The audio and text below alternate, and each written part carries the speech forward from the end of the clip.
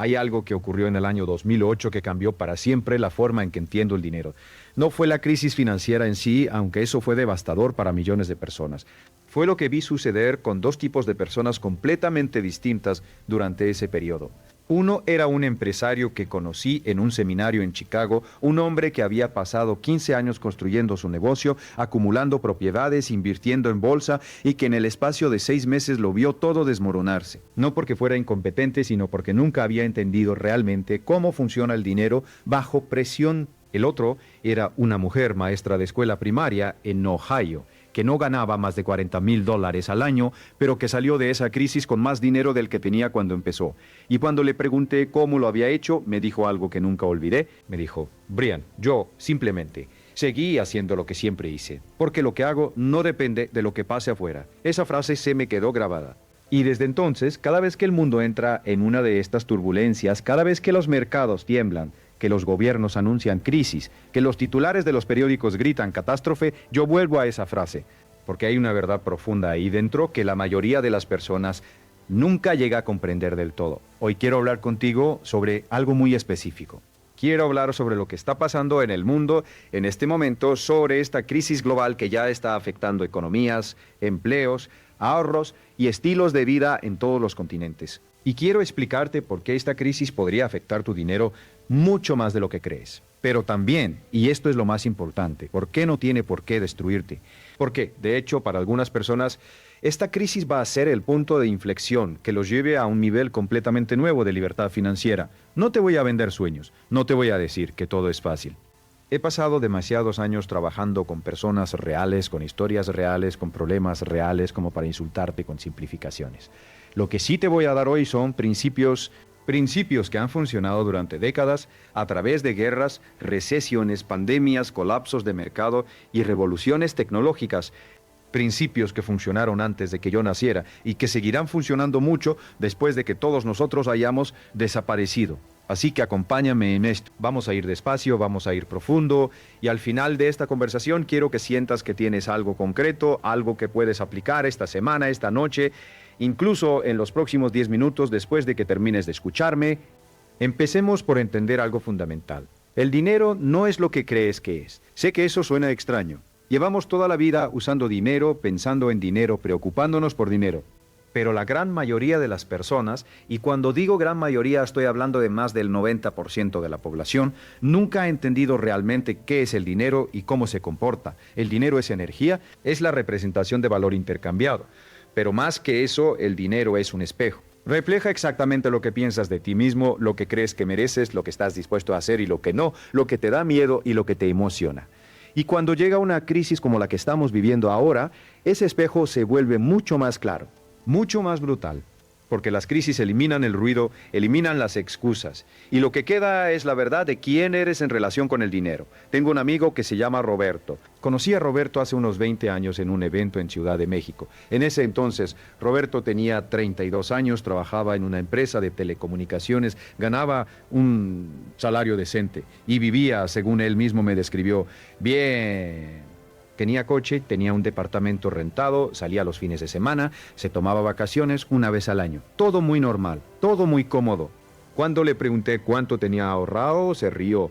Me dijo: Brian, el ahorro es para los viejos. Yo todavía tengo tiempo. Tenía 32 años y creía que tenía tiempo infinito. 10 años después, cuando el mundo entró en una recesión importante, Roberto me llamó. Ya tenía 42 años. Seguía trabajando en una empresa, aunque no la misma. Seguía ganando un salario similar, ajustado por inflación, incluso un poco menos en términos reales. Y me dijo algo que me partió el corazón. Brian, no tengo nada. 10 años de trabajo y no tengo nada que mostrar. No porque hubiera sido mala persona, no porque hubiera tomado decisiones terribles, sino porque había tomado la peor decisión de todas, que es no tomar ninguna decisión. Había dejado que el tiempo pasara sin hacer nada deliberado con su dinero. Y cuando llegó la crisis, no tenía colchón, no tenía reservas, no tenía activos, tenía deudas, tenía gastos fijos altos y tenía miedo. Eso es lo que hace una crisis. Amplifica lo que ya existe. Amplifica lo que ya existe. Si tienes bases sólidas, la crisis las pone a prueba, pero no las destruye. Si no tienes bases, la crisis simplemente hace visible lo que siempre estuvo ahí, la fragilidad. Ahora bien, ¿qué significa tener bases sólidas? Esto es lo primero que quiero explorar contigo hoy. Porque cuando hablo de bases sólidas, no estoy hablando únicamente de dinero en el banco, aunque eso importa. Estoy hablando de algo más profundo. Estoy hablando de una arquitectura mental que determina todas tus decisiones financieras, mucho antes de que esas decisiones lleguen a tu cuenta bancaria. Los psicólogos llevan décadas estudiando algo que llaman el termostato financiero. Es la idea de que cada persona tiene un nivel de comodidad económica que considera normal y que inconscientemente siempre regresa a ese nivel, igual que un termostato siempre vuelve a la temperatura programada. Si alguien cuyo termostato está programado en $30,000 al año de repente gana 100,000, encontrará la manera sin darse cuenta de volver a 30,000, se comprará cosas que no necesita, tomará decisiones impulsivas, prestará dinero que no recuperará. Y si alguien cuyo termostato está en 100,000 de repente pierde su trabajo, encontrará la manera de volver a 100,000, porque su mente está programada para operar en ese nivel. Esto no es magia, es psicología. Y es una de las razones más poderosas por las que el dinero solo no resuelve nada. Hay estudios que muestran que la mayoría de las personas que ganan la lotería terminan en peor situación financiera 5 años después de haber ganado que antes de haber ganado. ¿Por qué? Porque el dinero llegó sin que cambiara el termostato. El dinero llegó sin que cambiara la programación interna. Y aquí es donde la crisis actual se vuelve especialmente peligrosa para la mayoría de las personas. Porque una crisis económica global no solo afecta los números en tu cuenta bancaria, afecta tu termostato, afecta tu programación, afecta la forma en que piensas sobre lo que es posible, sobre lo que mereces, sobre lo que puedes esperar de la vida. Y si no eres consciente de ese proceso, si no lo gestionas activamente, la crisis te programará para la escasez. Te enseñará sin que te des cuenta a esperar menos, a conformarte con menos, a creer que menos es lo que corresponde. Eso es lo que quiero ayudarte a evitar hoy. Permíteme contarte algo sobre cómo funciona la mente humana en periodos de crisis. Cuando percibimos amenaza a nuestro cerebro primitivo, el que lleva millones de años protegiéndonos de depredadores y peligros físicos, activa lo que los neurocientíficos llaman la respuesta de amenaza. El cortisol sube, la atención se estrecha. Dejamos de ver oportunidades y solo vemos peligros. Dejamos de pensar a largo plazo y solo pensamos en sobrevivir el día de hoy. Esto fue extraordinariamente útil cuando éramos cazadores y recolectores. Si había un tigre en el horizonte, no era el momento de planificar el futuro, era el momento de correr.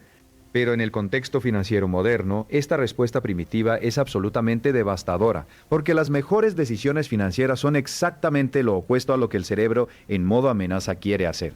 El cerebro en modo amenaza quiere vender cuando los precios caen, quiere guardar el dinero debajo del colchón, quiere paralizarse, quiere esperar a que todo pase. Y mientras tanto, las personas que han aprendido a gestionar esa respuesta de amenaza, las personas que han entrenado su mente para mantener la claridad en periodos de turbulencia, esas personas están tomando decisiones que dentro de 5, 10, 20 años van a parecer obviamente correctas. Están comprando activos a precios de crisis. Están invirtiendo en sus habilidades cuando otros están recortando gastos en educación. Están construyendo relaciones y redes cuando otros están aislándose por miedo. Hay una frase que Warren Buffett ha repetido muchas veces a lo largo de su vida.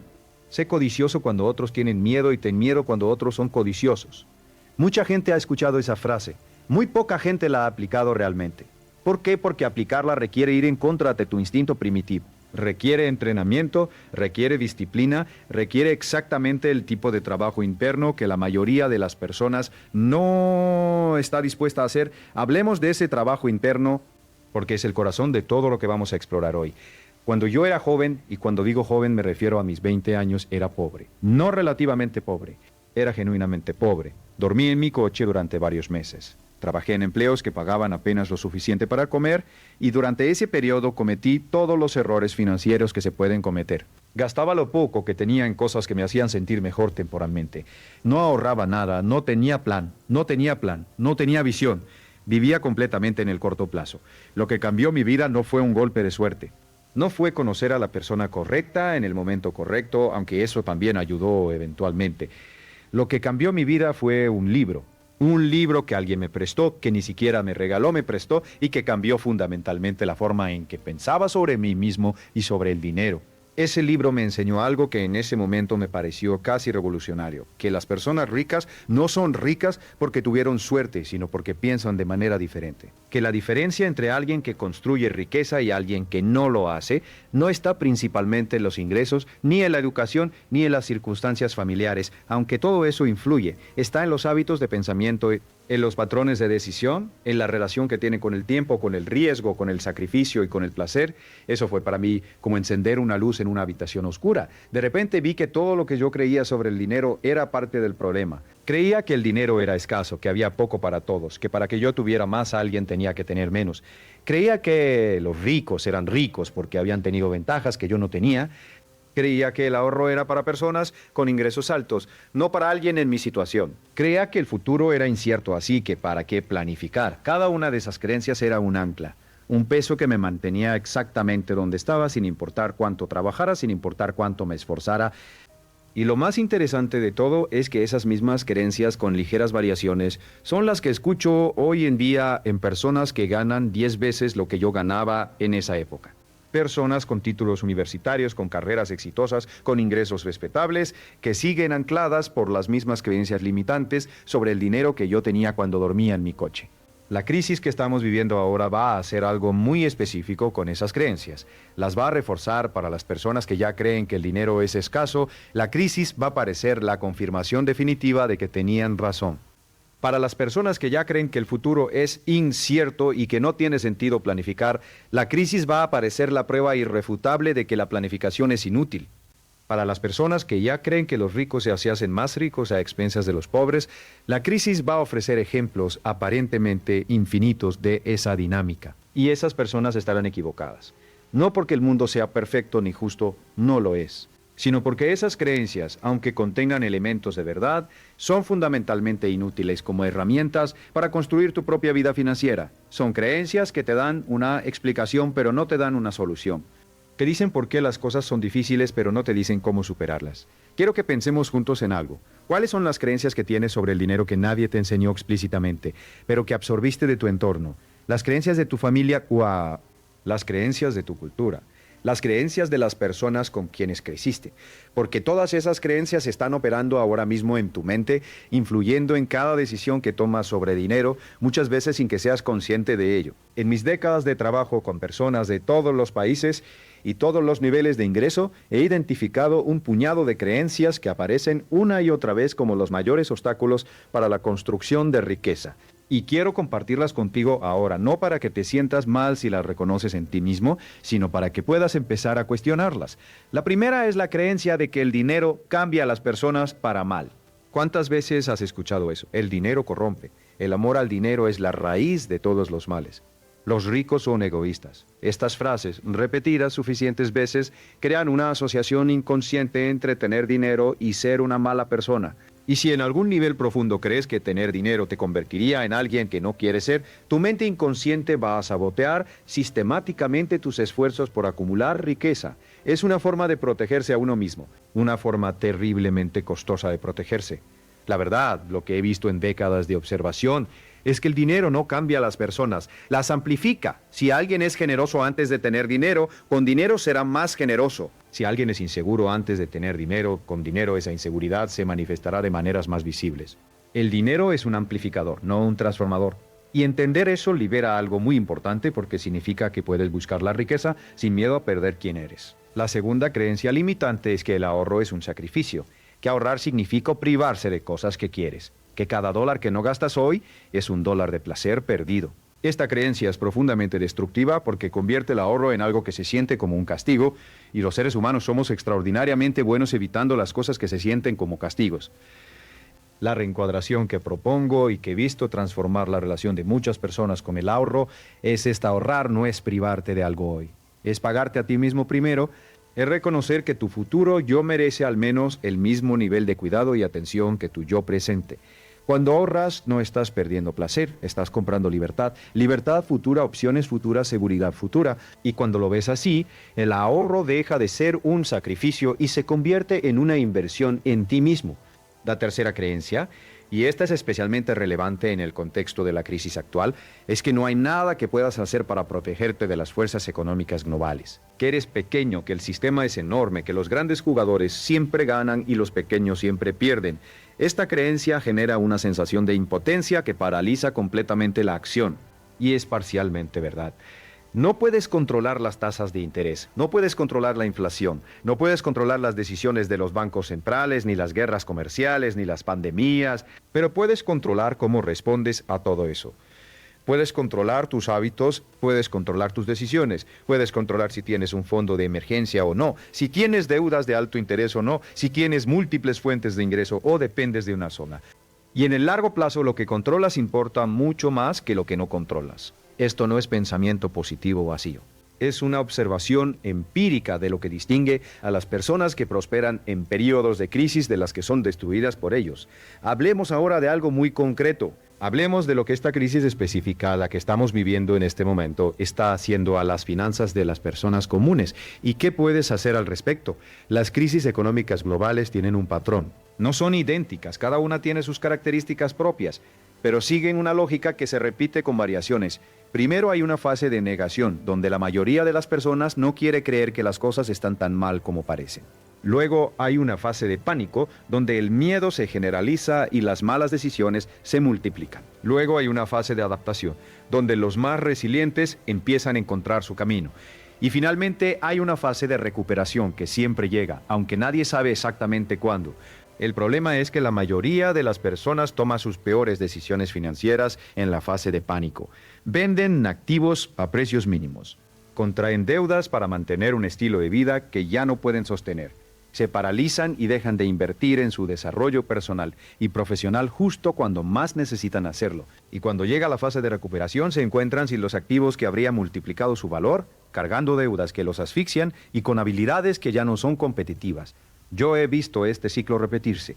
Lo vi en los años 80, lo vi en el 2000 con el colapso de las .com, lo vi en el 2008 y lo estoy viendo de nuevo ahora.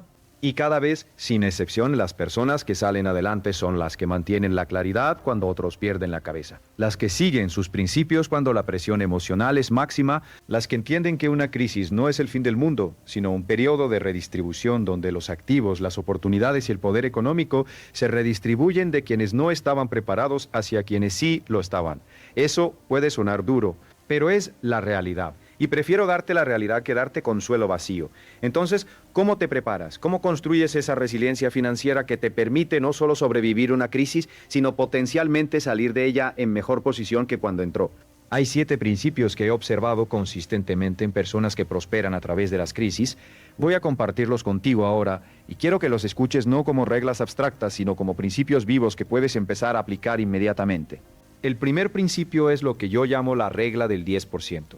Antes de pagar cualquier otra cosa, antes de pagar el alquiler, antes de pagar la comida, antes de pagar cualquier factura, págate a ti mismo el 10% de todo lo que ganas. Ponlo en una cuenta separada que no toques, no lo uses para gastos, no lo uses para vacaciones, no lo uses para nada que no sea inversión o emergencias graves. Sé lo que estás pensando que no puedes permitírtelo, que con lo que ganas después de pagar todas tus obligaciones no sobra nada. Y entiendo esa sensación, pero te voy a decir algo que he comprobado una y otra vez. Las personas que dicen que no pueden ahorrar el 10% normalmente podrían hacerlo si reorganizaran sus prioridades.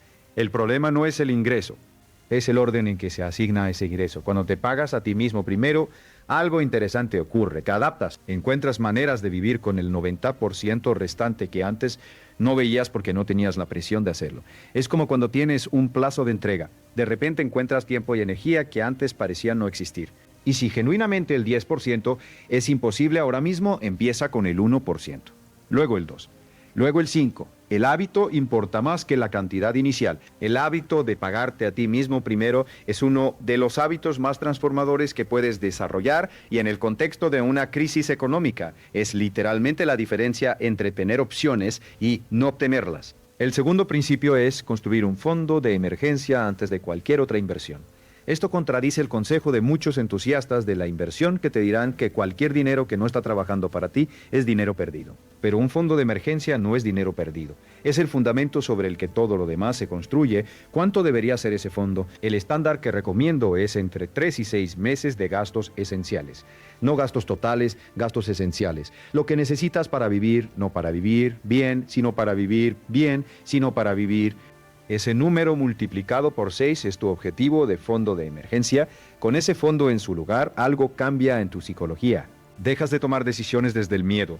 Dejas de aceptar cualquier trabajo o cualquier condición laboral porque tienes miedo de no poder pagar las facturas del mes. Tienes espacio para pensar, tienes espacio para decir no. Y en una crisis económica, la capacidad de decir no es extraordinariamente valiosa.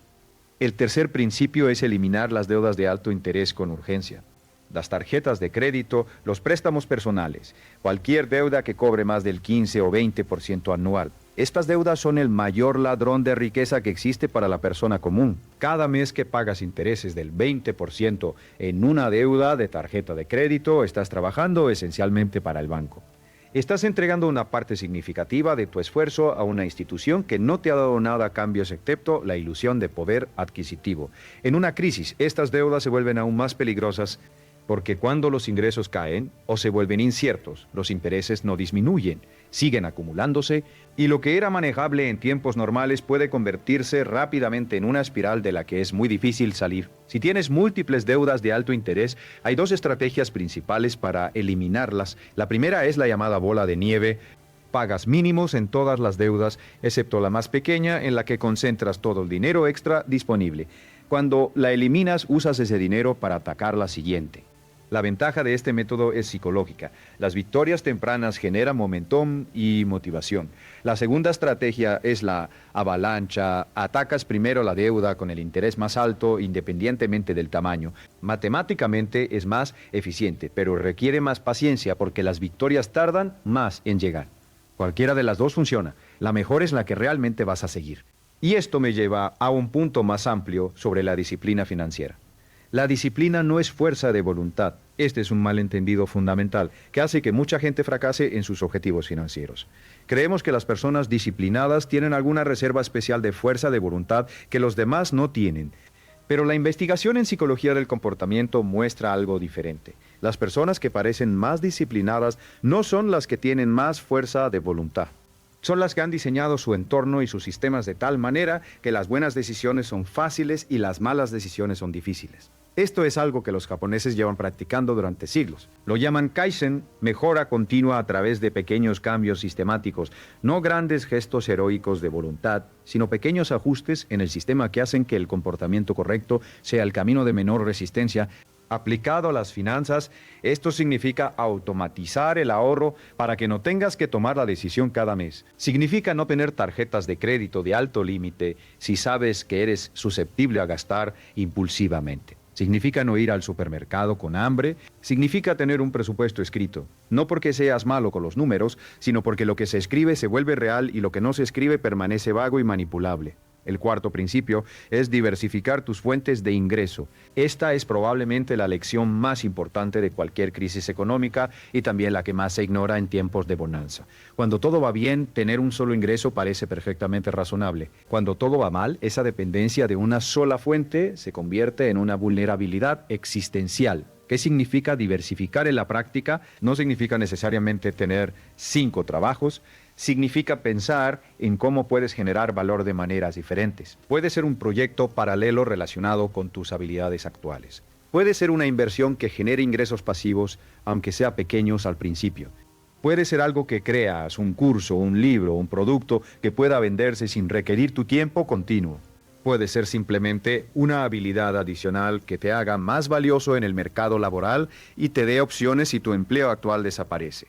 En el mundo en que vivimos hoy, con la tecnología disponible, las posibilidades de generar ingresos adicionales son mayores que en cualquier otro momento de la historia, pero también la competencia es mayor y la clave no es hacer más cosas, sino hacer las cosas correctas, las que aprovechan tus fortalezas únicas y responden a necesidades reales del mercado. Aquí quiero hacer una pausa y hablar sobre algo que creo que es fundamental entender en el contexto de la crisis actual. Hay una narrativa que circula mucho en periodos de dificultad económica y es la narrativa de que el sistema está roto, que las reglas del juego son injustas, que no importa lo que hagas porque las cartas están marcadas en tu contra. No voy a decirte que esa narrativa es completamente falsa.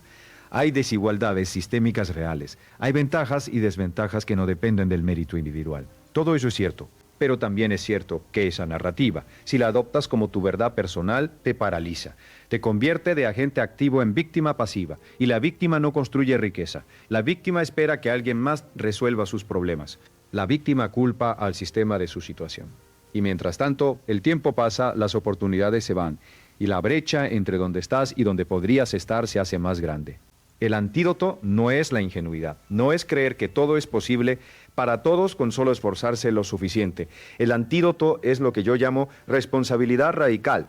Es la decisión deliberada de asumir el 100% de la responsabilidad por tu situación financiera, no porque todo sea tu culpa, sino porque es la única postura desde la que puedes actuar efectivamente. Cuando dices, esto es culpa del sistema, no puedes hacer nada. Cuando dices, esto es mi responsabilidad, independientemente de las circunstancias, tienes poder, tienes agencia, tienes la posibilidad de hacer algo diferente. He trabajado con personas que empezaron desde situaciones extraordinariamente difíciles, inmigrantes sin idioma ni contactos, personas que salieron de la pobreza extrema, personas que perdieron todo en una crisis y tuvieron que empezar de cero a los 50 años, y lo que tienen en común no es la suerte ni las circunstancias favorables. Lo que tienen en común es esa postura de responsabilidad radical, la decisión de no esperar a que las condiciones sean perfectas para actuar.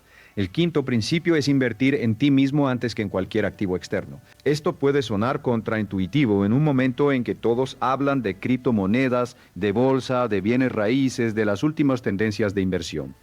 Pero la verdad es que el activo más rentable que existe eres tú mismo. Tu mente, tus habilidades, tu conocimiento, tu red de relaciones. Cada dólar que inviertes en aprender algo que aumenta tu valor en el mercado tiene un retorno potencialmente limitado. Cada hora que dedicas a desarrollar una habilidad que la gente necesita y está dispuesta a pagar es una hora de inversión en el activo más seguro que existe, porque nadie puede quitarte lo que sabes.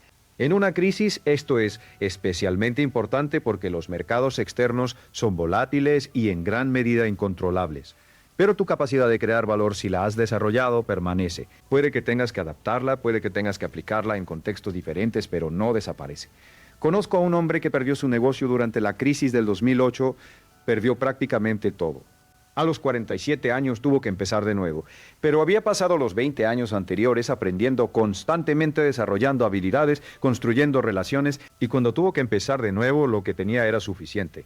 En 3 años había construido un negocio más sólido que el anterior, precisamente porque las habilidades y el conocimiento que había acumulado le permitieron ver oportunidades que otros no veían. El sexto principio es pensar en décadas, no en trimestres. Esta es quizás la diferencia más profunda entre la mentalidad de las personas que construyen riqueza duradera y las que no. Las personas que construyen riqueza genuina piensan en horizontes de tiempo largos, no se preguntan cómo puedo ganar más dinero este mes, sino qué decisiones tomadas hoy me pondrán en una posición mucho mejor en 10 o 20 años. Esto tiene implicaciones prácticas enormes. Significa que cuando el mercado cae, no vendes en pánico porque sabes que en un horizonte de 20 años las caídas del mercado son simplemente parte del proceso. Significa que cuando tienes la oportunidad de aprender algo nuevo, aunque te tome tiempo y esfuerzo, lo haces porque sabes que esa inversión se multiplicará. Significa que construyes relaciones genuinas, no transaccionales, porque sabes que las relaciones de calidad son uno de los activos más valiosos que existen a largo plazo. El pensamiento a largo plazo también cambia tu relación con el sacrificio. Cuando piensas en décadas, el sacrificio de hoy no es un sacrificio, es una inversión. No estás renunciando a algo, estás eligiendo algo mejor en el futuro. Y esa distinción, aunque sutil, cambia completamente cómo te sientes respecto a las decisiones difíciles. El séptimo principio, y con este quiero detenerme un momento más largo porque creo que es el más subestimado de todos, es el poder del entorno social en tu destino financiero. Hay un estudio famoso que muestra que tus ingresos tienden a aproximarse al promedio de los 5 o 6 ingresos más cercanos a ti en tu círculo social.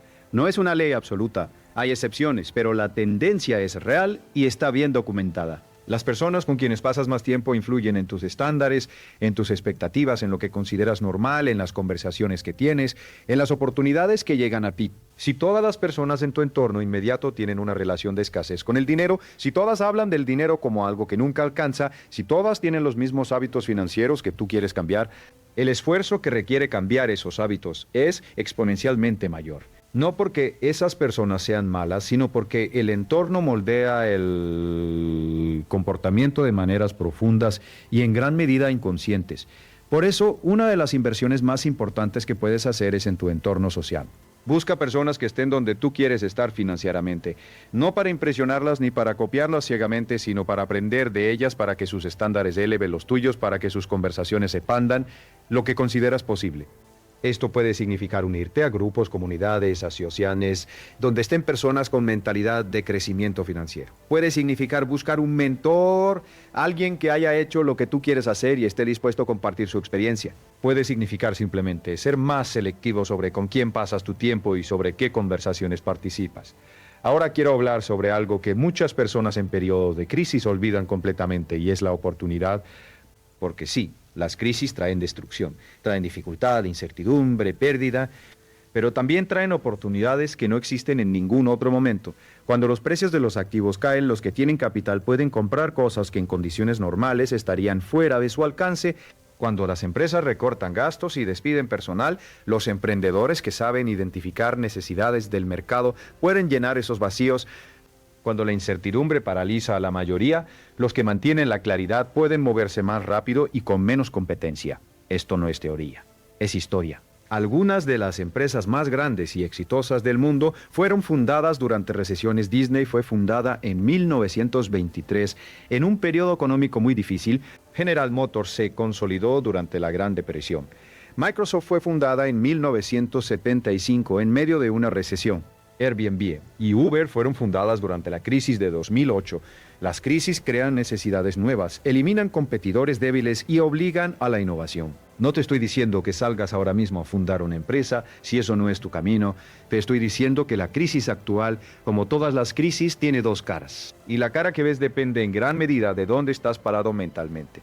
Quiero explorar ahora algo que creo que es una de las revelaciones más importantes sobre el dinero, algo que contradice directamente lo que la mayoría de las personas cree. Y es esto: la cantidad de dinero que ganas es mucho menos importante que lo que haces con el dinero que ganas. Tengo en mente a dos personas que conocí en diferentes momentos de mi carrera. Ambas ganaban alrededor de $100,000 al año en el punto en que las conocí. Mismos ingresos, pero sus situaciones financieras eran radicalmente diferentes. La primera persona, llamémosle Carlos, gastaba prácticamente todo lo que ganaba. Tenía un buen coche, una casa bonita con hipoteca alta, vacaciones anuales en lugares caros, ropa de marca. Desde afuera parecía próspero, pero no tenía ahorros significativos, tenía deudas de tarjetas de crédito y si perdía su trabajo, en menos de 2 meses estaría en serias dificultades. La segunda persona, llamémosle Ana, vivía de manera mucho más modesta. Coche funcional, casa más pequeña, vacaciones simples, pero ahorraba el 20% de sus ingresos, tenía un fondo de emergencia de 1 año, tenía inversiones que crecían silenciosamente y tenía básicamente 0 deudas de consumo. Si perdía su trabajo, podría vivir cómodamente durante 1 año mientras encontraba algo nuevo o construía algo propio. ¿Quién de los dos era realmente rico? No el que parecía rico, el que era libre.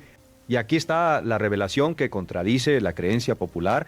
La riqueza no es lo que ves, la riqueza es lo que no ves. La riqueza son las opciones que tienes, la seguridad que tienes, la libertad que tienes. La riqueza es el dinero que no gastaste, que se convirtió en activos, que se convirtió en opciones, que se convirtió en libertad.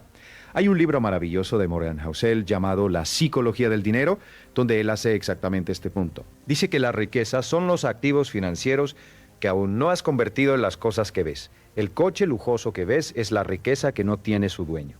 La riqueza real es invisible. Esto tiene una implicación práctica muy importante. Deja de comparar tu nivel de consumo con el de los demás. Deja de sentir que necesitas demostrar tu éxito a través de lo que tienes. Esa comparación te está costando tu libertad financiera. Cada vez que compras algo para impresionar a personas que probablemente ni siquiera están mirando, estás intercambiando libertad futura por aprobación presente. Y ese es uno de los peores intercambios que puedes hacer. Hablemos ahora de la inversión.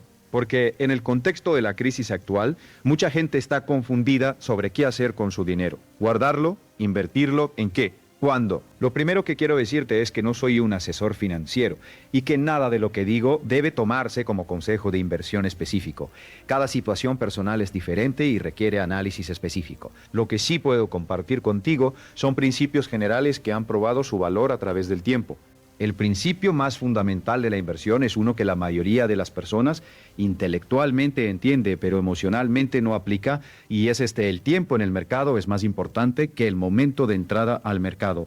Hay un concepto matemático llamado interés compuesto que Albert Einstein, según se dice, aunque probablemente es apócrifo, llamó la octava maravilla del mundo. Y aunque no sabemos si Einstein realmente dijo eso, el concepto es genuinamente extraordinario. El interés compuesto es el proceso por el cual tus ganancias generan sus propias ganancias, que a su vez generan más ganancias en un proceso de crecimiento exponencial que se acelera con el tiempo. Si inviertes $10,000 hoy y esa inversión crece al 7% anual, en 10 años tendrás aproximadamente 20,000. En 20 años, aproximadamente 40,000.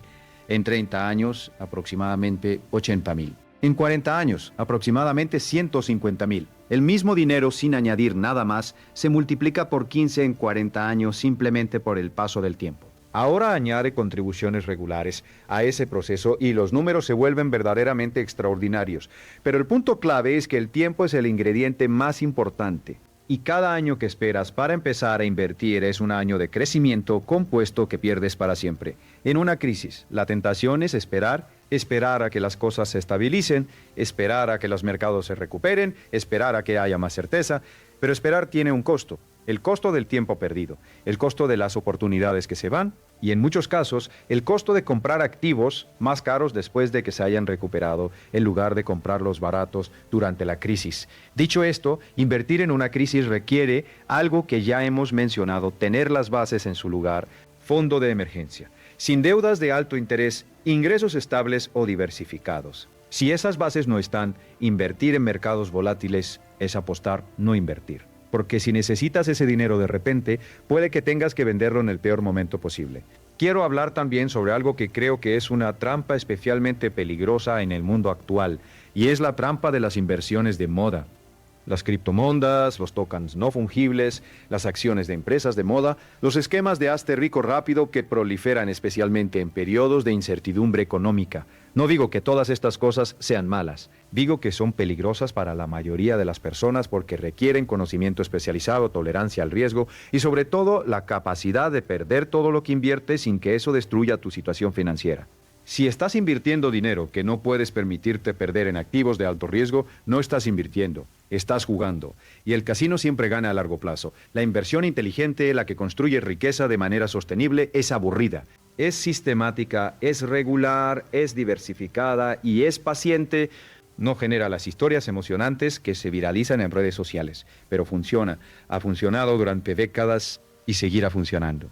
Ahora quiero cambiar un poco el enfoque y hablar sobre algo que a menudo se separa del tema del dinero, pero que en mi experiencia está profundamente conectado con él, la gestión del tiempo. El tiempo es el único recurso verdaderamente no renovable. El dinero perdido puede recuperarse, el tiempo perdido no puede recuperarse nunca.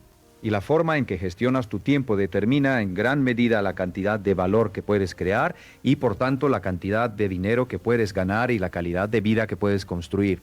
Las personas más productivas y financieramente exitosas que he conocido no trabajan más horas que los demás, trabajan de manera diferente. Tienen una claridad absoluta sobre qué actividades generan el mayor valor y concentran su energía en esas actividades. Delegan o eliminan lo que no es esencial.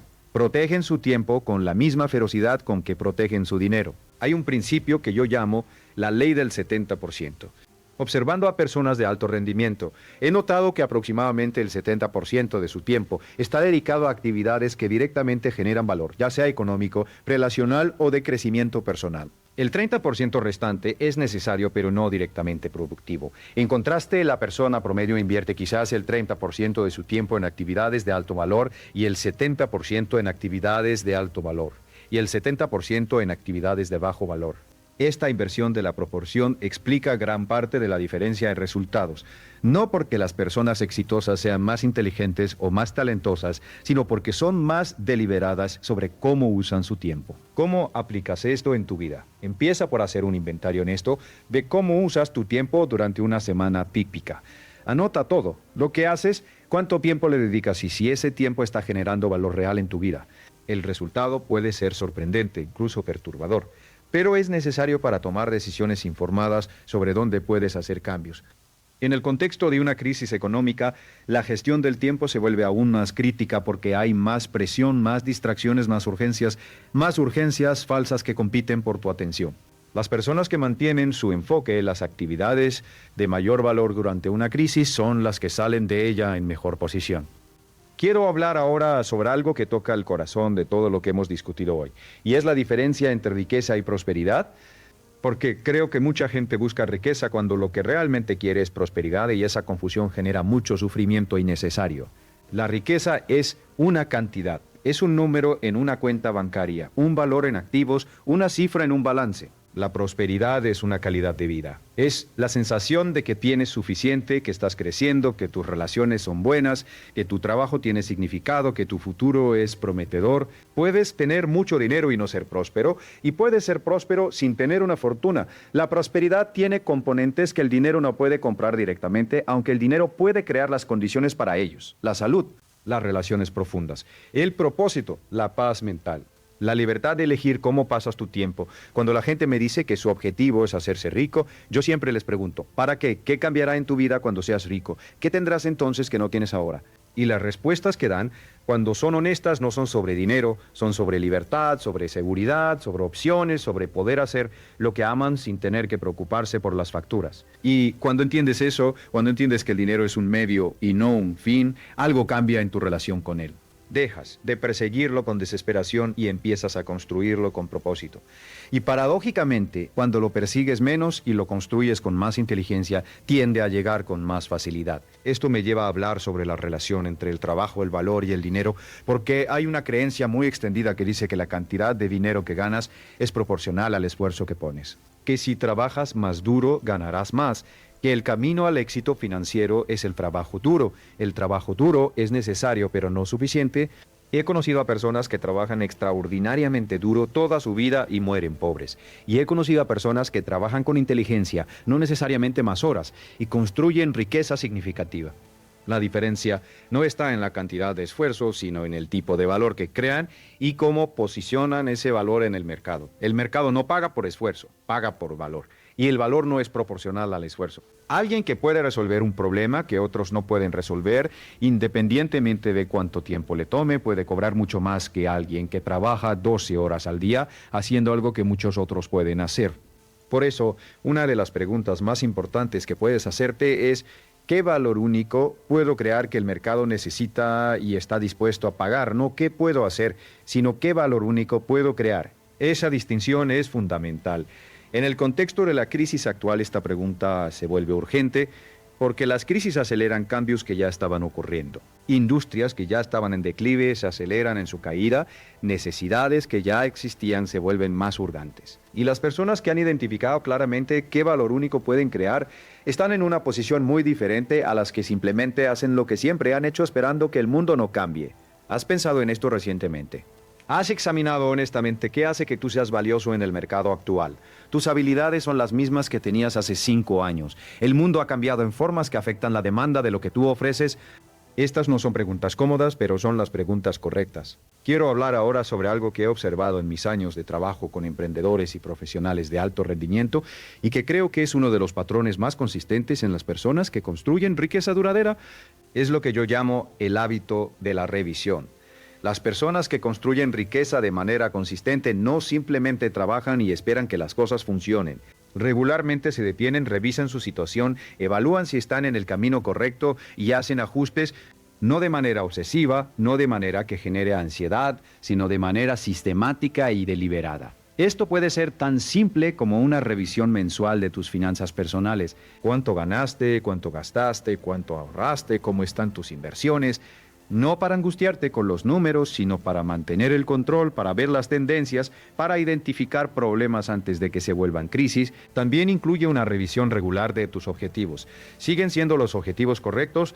¿Han cambiado tus circunstancias de manera que requieren ajustar la dirección? ¿Estás progresando o estancado? Si estás estancado, ¿qué está bloqueando el progreso? Las personas que no hacen este tipo de revisiones tienden a descubrir que están fuera de curso solo cuando el problema ya es grande. Es como conducir con los ojos cerrados y solo abrirlos de vez en cuando para ver si sigues en la carretera. Funciona hasta que no funciona. En una crisis económica, la revisión regular es especialmente importante porque las condiciones cambian rápidamente. Lo que era una buena estrategia hace 6 meses puede no serlo hoy. Los supuestos sobre los que construiste tu plan pueden haber cambiado. Y solo con una revisión regular y honesta puedes adaptarte a tiempo.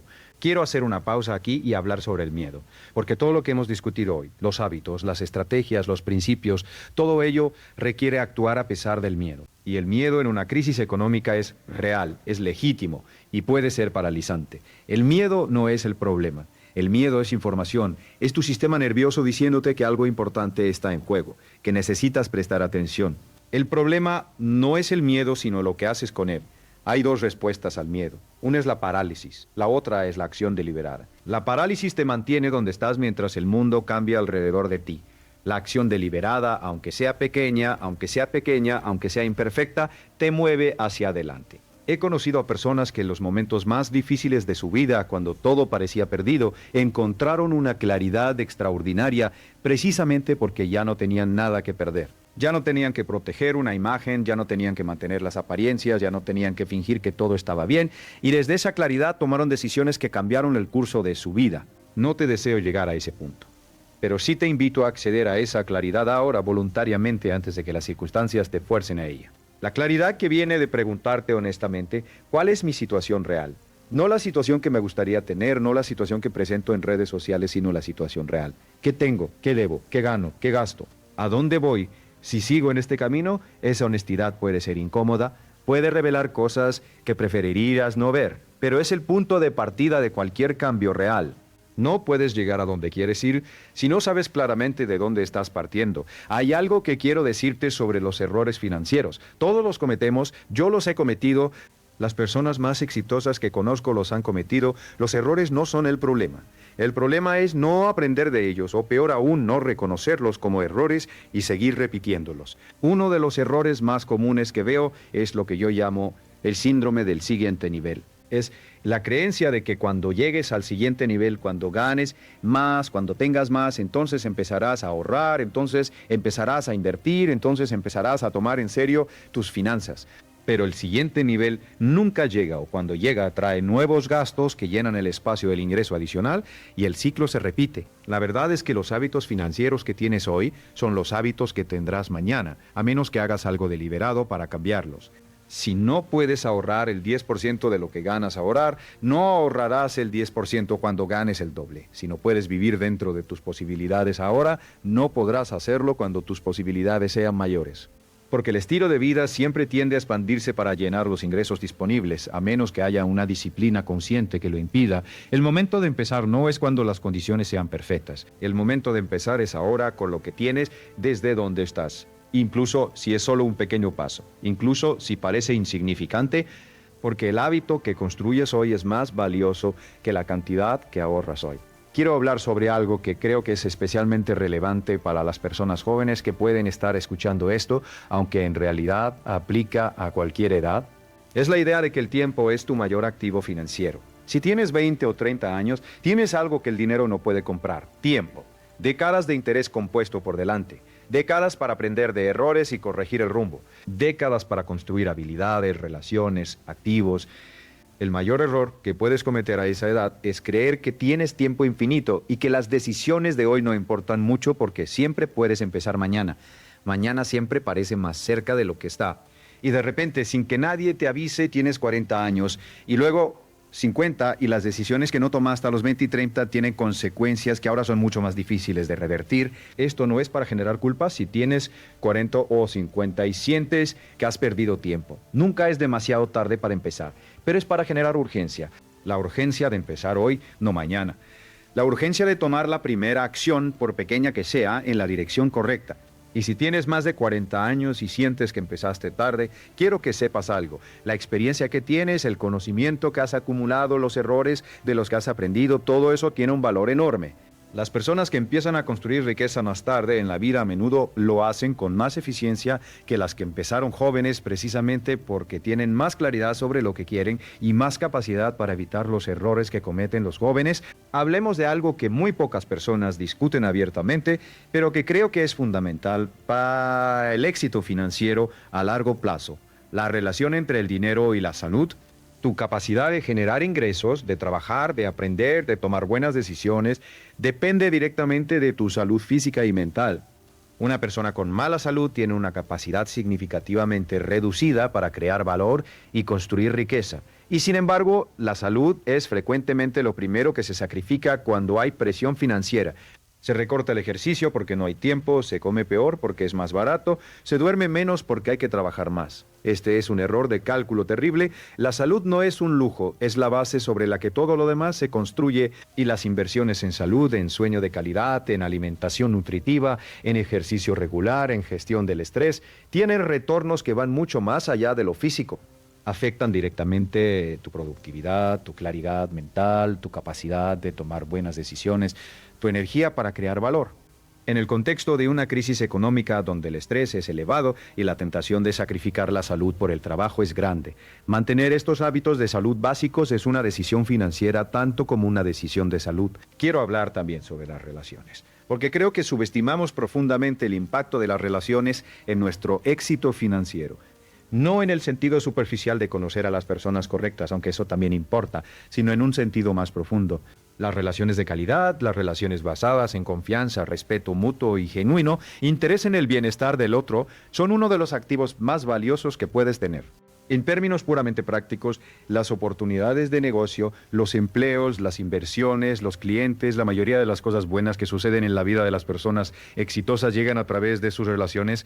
Y las relaciones de calidad no se construyen transaccionalmente, no se construyen pensando siempre en qué puedes obtener. Se construyen siendo genuinamente útil, siendo confiable, cumpliendo lo que prometes, estando presente para las personas en tu vida de manera consistente.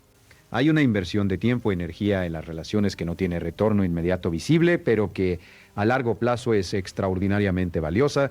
Y en una crisis, cuando muchas personas se retraen y se aíslan, las que mantienen y fortalecen sus relaciones están construyendo uno de los activos más resilientes que existen. Estamos llegando a la parte final de nuestra conversación de hoy y quiero dedicar estos últimos minutos a algo que creo que es el núcleo de todo lo que hemos discutido. Es la pregunta de quién quieres ser, no qué quieres tener, no qué quieres lograr, sino quién quieres ser. Porque en última instancia tu situación financiera es un reflejo de quién eres, de tus hábitos, de tus valores, de tus creencias, de tus decisiones cotidianas. Y cambiar tu situación financiera requiere, en algún nivel profundo, cambiar quién eres. Esto no es una afirmación de que estás roto o que hay algo malo en ti.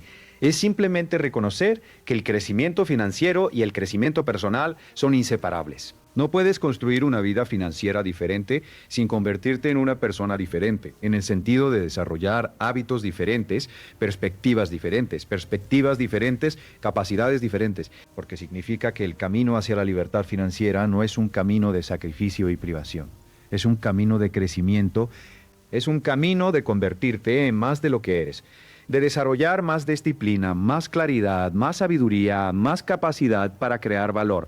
Cada hábito financiero positivo que desarrollas no solo mejora tus finanzas, te hace más fuerte, más capaz, más libre. Cada vez que ahorras cuando la tentación es gastar, estás desarrollando un músculo de disciplina que se fortalece con el uso. Cada vez que aprendes algo nuevo sobre finanzas, inversión o creación de valor, estás expandiendo lo que es posible para ti. La crisis que estamos viviendo ahora es, como todas las crisis, un catalizador. Puede catalizarte hacia abajo, hacia el miedo, la parálisis y la escasez. O puede catalizarte hacia arriba, hacia la claridad, la acción y el crecimiento. La dirección que toma depende de ti. Depende de las decisiones que tomes en los próximos días, semanas y meses. No te pido que seas perfecto, no te pido que lo hagas todo a la vez. Te pido que tomes un paso. Un solo paso en la dirección correcta hoy puede ser abrir una cuenta de ahorros. Puede ser calcular exactamente cuánto debes y crear un plan para eliminarlo. Puede ser leer el primer capítulo de un libro sobre finanzas personales. Puede ser tener una conversación honesta con tu pareja sobre el estado real de vuestras finanzas. Puede ser hacer ese inventario de tus habilidades y pensar en cómo podrías crear más valor en el mercado. Un paso hoy, no mañana, no cuando las condiciones sean mejores. Hoy porque el momento presente es el único momento en que puedes actuar. El pasado ya no puedes cambiarlo, el futuro todavía no existe, pero este momento, este instante es tuyo completamente. Y lo que hagas con él importa más de lo que crees. Recuerda a la maestra de Ohio que mencioné al principio, la que salió de la crisis del 2008 con más dinero del que tenía cuando empezó. Lo que ella hizo no fue extraordinario en ningún sentido espectacular, no fue genial.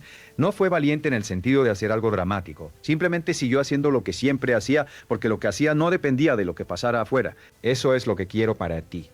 Una base tan sólida, hábitos tan arraigados, una mentalidad tan clara que cuando el mundo tiemble, y el mundo siempre tiembla, tú puedas seguir avanzando. No sin miedo, sino a pesar del miedo, no sin dificultad, sino a través de la dificultad. La independencia financiera no es un destino al que llegas un día y te quedas para siempre.